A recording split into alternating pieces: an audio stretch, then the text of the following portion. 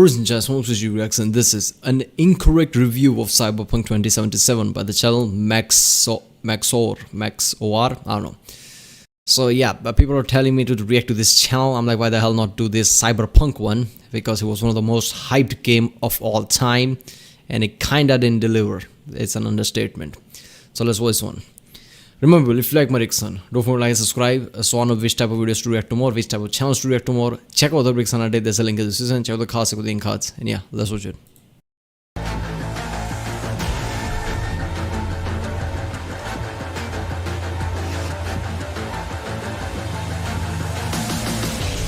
Cyberpunk 2077 is the long-awaited sequel to Fallout 2076, and as a product represents the entire economic output of the country of Poland. In this game, you play as the Cyberpunk, Keanu Reeves' biggest fan, who creates a tulpa of Keanu Reeves that haunts him for the duration of the game. Now a team, the true and shadow Keanu strive to eke out a living in the dangerous yet rewarding Night City, offering the very best in Californian living conditions. Together, you navigate the dark streets, glitzing high-rises, and mangled faces of this beautiful metropolis, seeking riches and glory as proud members of Hamas. Under the yoke of crushing poverty, systematic oppression, and runaway monopolies, you stand as Night City's final bastion of defense against the shady underworld of business executives, mercenaries, ANCAPs, and every single kind of ethnicity in existence. Daring to strike back, it's up to you, and you alone, and you and Keanu Reeves, to navigate this scary world together yourself, and to get to the bottom of who the when is where, on top of the six, the near whenever, and build this city on rock and roll. But to understand Cyberpunk 2077, you must understand the world of Night City.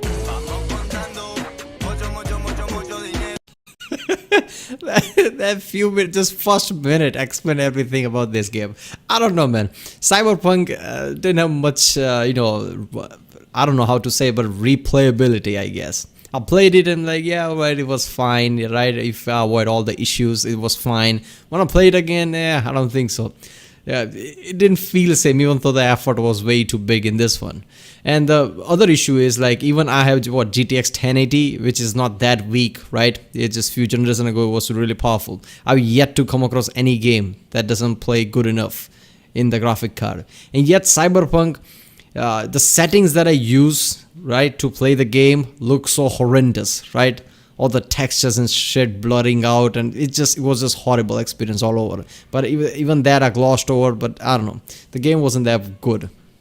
Night City is a dangerous place where the internet no longer exists due to nuclear viruses, forcing people to stand up and socialize for entertainment. This has far-reaching consequences on society and has resulted in a decadent morass where the poor are forced to rob you for fun. Crime is at an all-time high, advertisements are in the water, and on top of that, everybody is a cyborg with the equivalent speed of a fucking xenomorph. As a result, the city is populated by a series of stereotypical gangs that you can't join or have quests with. Come on, guys, even Todd got this right. These consist of the animals, who are buff B-rated broskies who could break my bitch of a back without busting a fucking breath. Maelstromers, who are Adeptus Mechanicus, Moxes, who are ethical cock destroyers and suited-up giga prostitutes in charge of worker co-op strip clubs. The Voodoo Boys, who are pissed-off radical Haitian separatists dedicated to the destruction of the white man. Tiger Claws, who are the bargain bin Yakuza. Valentinos, a generic Hispanic gang who, according to the wiki, have no goals other than seducing women. The Sixth Street Gang, who are just groypers. And finally, the Scabs, who are Slavic vaporwave enthusiasts that specialize in kidnapping and harvesting your organs. It therefore really disappoints me when I figured out that I could only interact with these gangs about 3 times each. Their primary purpose is to be repeatedly fucked with without any consequence. I am simply fucking surprised that not even a basic faction system exists. I once did a favor for a corporate agent in the main quest, and the far-reaching consequences of my decision was that I had sex with her. That's it. Speaking of corporations, Night City... God, yes. I mean, there was no feel of, I guess, immersion in a way that you didn't feel like lived in the city, right? Interaction was very minimal, like you said. There's no feel of factions there. It all felt underwhelming. And I would say that maybe, all the people rushed them to release the game and maybe they cut out some content. But come on, it was so long. They started working on this, 2011, 2013. They milked the shit out of this one, right? I mean, we want this to be perfect before we release it. They constantly were saying that. Place where corporations have run completely amok and are involved in every single level of government through lobbying, which isn't corruption because it has a different name, guys. In the world of Cyberpunk, billionaires are free to coup as many Bolivian governments as they please. That lithium isn't going to mine itself. Exploit convict slave labor to make hand soap. Make Taiwanese labor laws worse. Engage in literal wars. And also mind control the mayor. That's a quest. All hospitals and ambulances are privatized, and you can pay for the deluxe package to arm your paramedics. You paid to go to that hospital, and goddammit, you're gonna fucking get there. Ultimately, the lore and setting of Cyberpunk 2077 is the best aspect of the game by far. You can tell just by looking at every single crevice of the city that a poor Polish femboy slave spent hours modeling every goddamn recycle bin until his hands bled. The game really sells you on the feeling of being in a crack den and buying Xanax wrapped in a cassette tape and stapled onto a guy's face. Even the most basic side quest areas make Dark Souls 2 look like it's designed by ants. When someone tells me this game took 8 years to develop, this is why I believe them. The game runs especially well if you have a computer designed to fight God and nothing else. But as controversial as this game's performance... Seriously, man.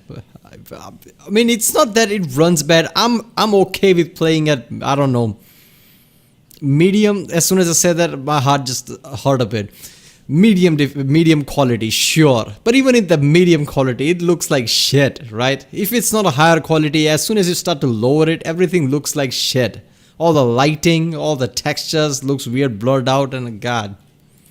It can be universally agreed that the music fucking slaps. This game is jam-packed with the most goddamn amazing copyright-free music I have ever seen. All of it sounds like the realistic, as if it is the music of the exist in the Fiber Skunk world. You got the classic metal, rock, reggae, and Grimes. Grimes is in this fucking game. This is the closest I will ever get to reaching Elon and telling him to stop killing people for lithium. I can only imagine a dude in CDPR HQ talking to a suit like, "Sir, it is imperative to the success of the game that you allow me to create dank reggae music." But now that you're aware of the world of Hyperfuck 2077, it's time to get into the combat.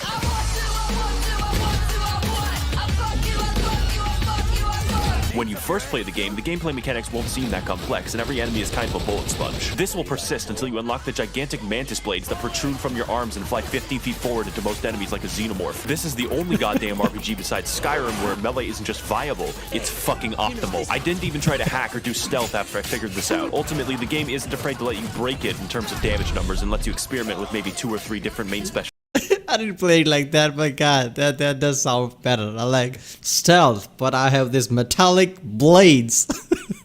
On top of the basic shooter gameplay. If you stick to a basic rifle and try to do something like aim at enemies like a fucking idiot, you're gonna have a bad time. So what I recommend is stacking crit damage over several orders of magnitude with a revolver and insta-killing every single enemy you see. Any shooter that encourages you to be mobile in a fight is more fun than sitting in a corner and plinking, and Cyberpunk gives a lot of incentives to move. Cyberpunk is also a game where you not only modify skills in a tree, but metal in a body, such as passive bonuses that I don't care about, and the goddamn gorilla arms, do I need to say more? You can return to monkey. Although, when it comes to all these different weapons and specializations, it seems that there isn't much variety in how you specialize. Whatever happened to Skyrim giving an entire skill tree dedicated to just being a werewolf? Tech pistols, smart pistols, stupid pistols, revolvers, burst fire? Have bonuses for all of them or none of them. The combat is fun, but there isn't that much to it, which is why it reminds me of Borderlands. There's also the driving gameplay, and it feels like ice skating on a pool of frozen lubricant and dozens of ropes are in the way. Cars have the stopping distance of... Yeah, that just puts it perfectly. Combat. They put emphasis on combat, but I don't know why. It just feels bland, man.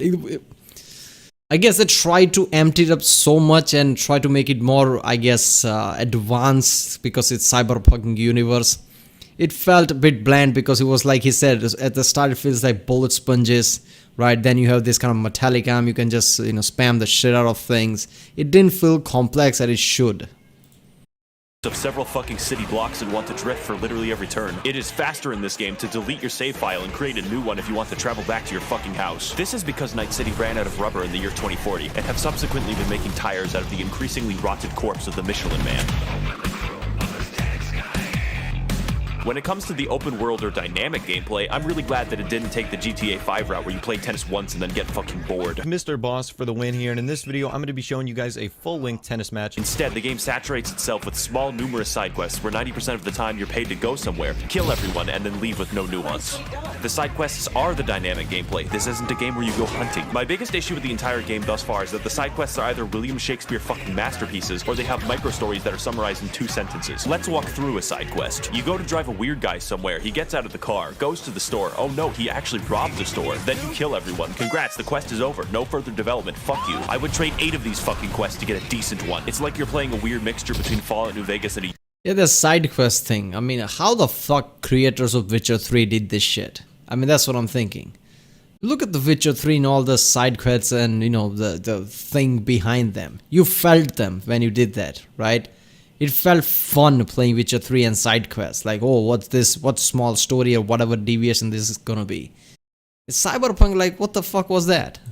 Ubisoft game. The Witcher 3 had something similar, but in The Witcher 3 I was actually surprised sometimes. Let's look at the better half of this. There are side quests that are fucking 8 missions long. You learn the entire backstory for an ensemble of enterprising actors and then crucify them on live television. I can't stress enough how actually godlike the writing for these quests are. When the developers decide to write words. An impressive cop. There is a side quest in this game involving a meticulous search with a skilled detective to track down and locate a serial killer using only your wits. An underground battle for control of a strip club from the clutches of organized crime. And a complex family feud in a biker gang. Or I can play the same murder spree in a single room 16 fucking times. This game is like reading 6 dirty copies of War and Peace, and then every 20 pages you have to stare at cardboard. Imagine for a moment that you're a Militech guard in the beautiful night city. You see this weird guy running down the street wearing 14 different colors like a goddamn clown, when suddenly his arms open up like a fucking alien to reveal— Oh god, the fucking clothing system too, right? I mean, for certain things you wear clothes that you don't want. I don't know, man. I expected clothes to be more, you know, varied the way I want. I mean, I could have done that, but you know, the incentive were different. Like look like a clown if you want to be better. That's just— 2 gigantic sword-like appendages, and he leaps directly into you from 15 feet away. Your buddy goes to shoot him, but instead of fighting back, the fucker disassembles an entire rifle in front of him. And once he's done killing everyone, he sits perfectly still for 24 hours straight. That is the true open-world experience. Do you remember playing Fallout New Vegas and having so many interesting little elements to the quests and their effect on the world that you never had to find the fun? Well, most of Crying Trunk's quests had me going, oh yeah, this is a video game. I never felt like these quests improved my relationship with Freeside or helped the NCR. They were just there to waste my time. In fact, let's stop comparing things to Fallout New Vegas forever, since it's the perfect game. Don't let Todd hear about this conversation. That aside, there are a good 30 to 40 hours of meaningful content. I'm liking this channel so far. That New Vegas thing, just like, yo, this is one of my favorite channels now. Game. You don't have to do all the gigs unless you're reviewing the game. Then you might just have to. Night City also suffers from an issue where all the police are in a state of quantum superposition where they are both far away and nearby at all times. Meaning, if a citizen were to commit a crime, the cops would simply quantum tunnel directly outside their cone of vision. This is because the aforementioned Michelin droughts of 2040 caused the police to— Oh my god, that is so fucking bad. The cops teleporting, oh my god. They are just literally behind you, like what the fuck? That was the next level pissed off that I ever was. Like, this is supposed to be CD Projekt Red's massive project, and in case of immersion, how the fuck does that work? Right? You're gonna talk about all the graphics, great city you made, all this immersion shit. Oh, look at that. Our cops teleport behind you. This is like, you know, the Stalker 1 type of case, where everybody just knows where you are and they just teleport near you. Give up driving entirely. There is no driving AI in the game. Nobody can drive, not even you. This is why the cops teleport, because they can't actually drive to the scene of crime, so the game pretends you don't notice, but you fucking notice. It just makes the world feel kind of dumb and not that reactive. It's not fun to commit crimes in Night fucking City. There aren't enough dynamic mechanics to make the world feel alive, which is fine, but the picosecond quests aren't filling the fucking gap. No. Which is a shame, because the world design almost does. I'm not going to forget about Little Japan's shitty alleyways filled with hollow prostitutes, Watson's red glow at night, the Badlands' rotting windmills, or how in Pacifica they want me dead for killing that innocent girl in 2004. So when you're done with your first 40 hours of epic adventures, daring escapes, and thrilling car chases, the game doesn't seem to have enough to keep me playing. But let's rewind for a moment to talk about what makes those first 40 hours satisfying and fun.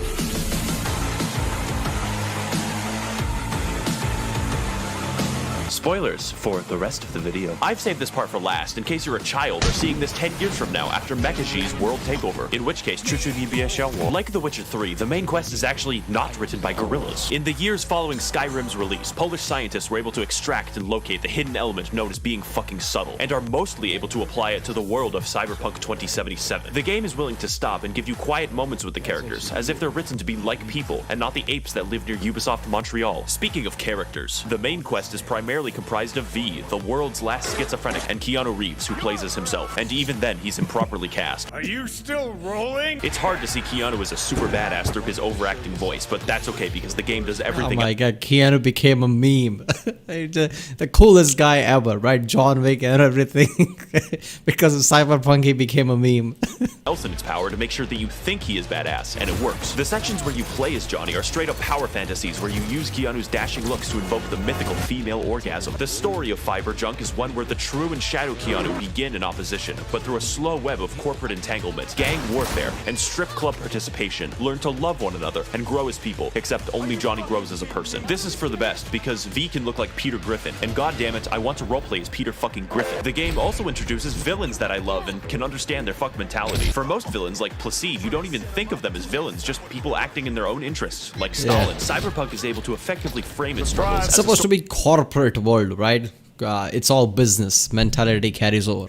Story of survival, of personal interest against what is truly right, which is why I can sympathize with Johnny for causing 9/11. And though I don't agree, I can totally understand Subaru's decision to melt those orphans into useful paper. That got me motivated to stop him. The mentality of these people uniquely corresponds to the wider world, one where human life means nothing, and everyone is out for themselves, just like America. What I didn't appreciate is that through the game, the main quest gives you a false sense of urgency when there is none. Peter Griffin repeatedly suffers from schizophrenic episodes that cause his eyeballs to enter screensaver mode. Every single character in existence urges you to finish the story and save your life as fast as possible. Yeah, it's like Far Cry 2 thing, right? In Far Cry 2, you contract malaria, you're supposed to take the pills, and there's the urgency things, but no, not really. But it will never matter until the plot decides that it matters. If you do all of the side quests, V is the equivalent of a sickly paper bag carrying a shotgun with 50 hydraulic toasters attached, and one of those toasters used to be a rock star before a geriatric Japanese man ate his soul. The game insists that you're weak and dying, when in reality you've killed thousands of people out the fucking hospital window, and it's jarring. Lastly, people are mad online that you can't continue after the main quest because they are wombats. And if you fuckers somehow convince CDPR to patch in a post-game, I will eat a cricket on camera. Is this game worth your money? Probably. Unless you have a PS4, in which case you've already been sent to the black pit of shale from which you will never... Oh god, PS4, oh my god. I have a PS4, right? I had it when it came out. Because I had this misconception when it came out that console games never lag.